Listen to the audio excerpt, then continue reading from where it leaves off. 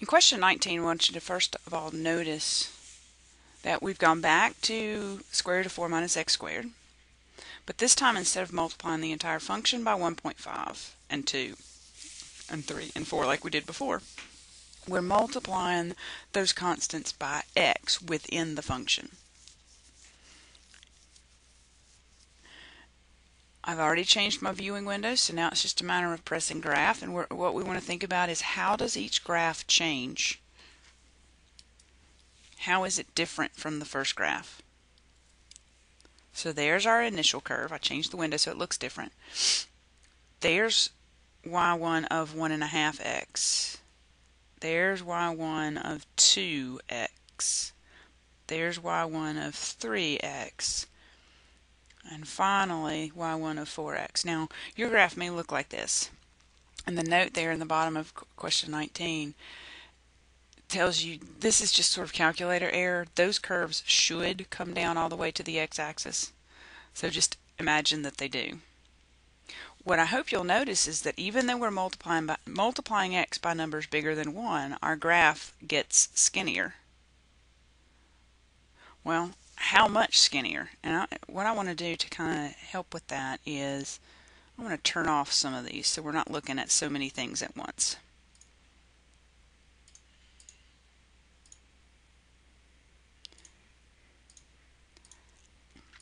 Okay, so I'm just going to look at the original curve and y1 of 2x.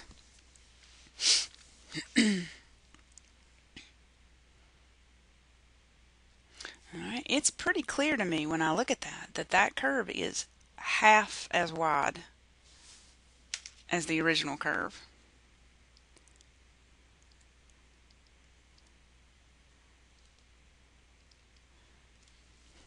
And 1/2 is the reciprocal of 2. So if I think of my first equation as y1 of 3/2 x, the reciprocal of 3/2 would be 2/3. So I'm going to guesstimate that if I go in and I turn on that second equation and turn off the third one, and I look just at y1 and y1 of 1.5x, I'm going to see something that's approximately 2/3 as wide as the original curve.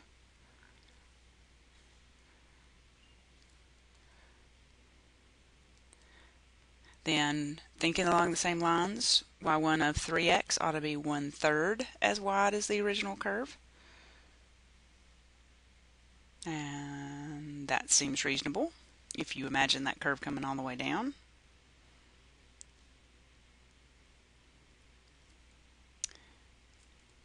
And taking a look at the last one, we ought to have a curve that is 1/4 as wide as the beginning curve. So it seems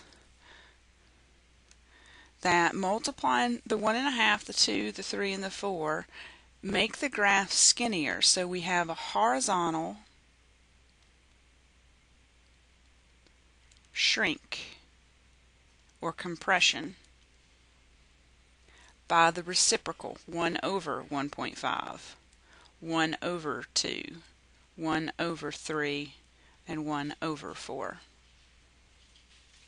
So multiplying by numbers bigger than 1 makes the graph skinnier. Next, we want to take a look at what happens. Do we still see the same relationships if we change our first equation? So I'm going to change that to negative absolute value of x plus 2. I'm going to turn on my other equations, I hope. Yep, here we go.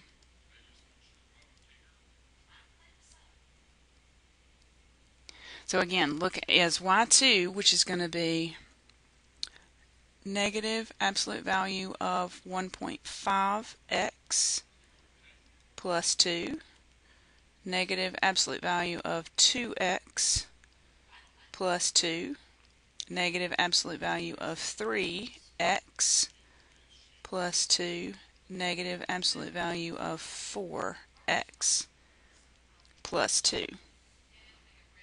So these are the equations that we're about to graph. And the question is, do these curves each get skinnier? And do they get skinnier at the same rate? So does it get skinnier at the reciprocal?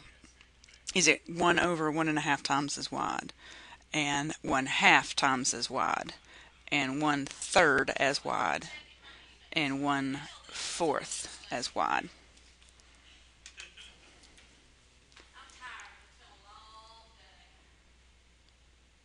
Okay, certainly getting skinnier. There's that one's y1 of 2x. I think that's half as skinny, half as wide. y1 of 3x, so that looks like it would be reasonable to be 1/3. y1 of 4x, and that seems reasonable to be 1/4. So our observations do remain the same. So multiplying our function by a number bigger than 1 makes the graph skinnier. Multiplying x by a number bigger than 1 within the function makes the graph skinnier. Next, we want to take a look at what happens if you multiply by a number less than 1. Okay, I've already changed my viewing window to fit what's asked for here. And 1/2 I put in as a decimal number, 1/3 I put in as the fraction 1 over 3, 1/4 I put in the fraction 1 over 4.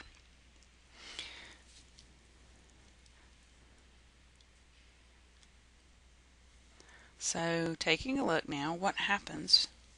There's our original curve, and that's the second one. That's y1 of 1/2 x, y1 of 1/3 x,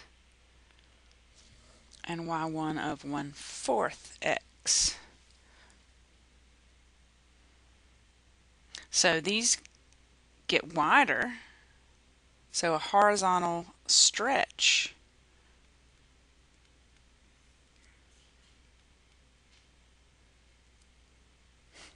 if I could spell stretch, it would help.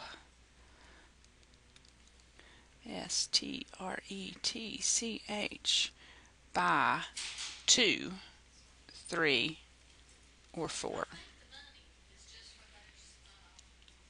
So in question 22, if we change our first equation, then what we're going to be graphing is negative absolute value 1/2 x plus 2, negative absolute value 1/3 x plus 2, and negative absolute value 1/4 x plus 2.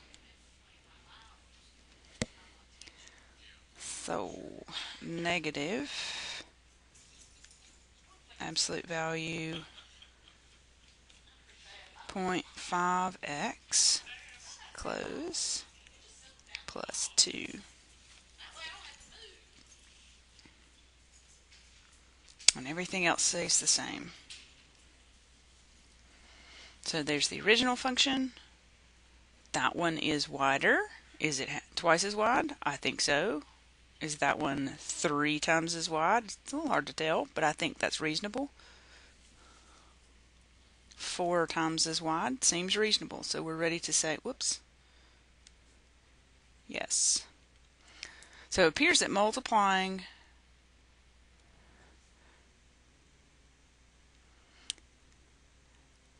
x by a constant, if that constant is bigger than 1, then the graph horizontally shrinks.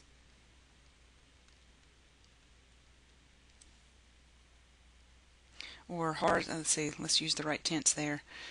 If c is greater than 1, the graph of y equals c of x is the graph of y equal f of x horizontally shrunk.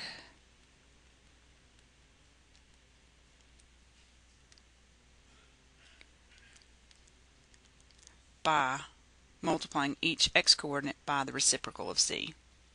If c is a number less than 1, then we have the graph horizontally stretched by multiplying each coordinate by 1 over c, by the reciprocal of c.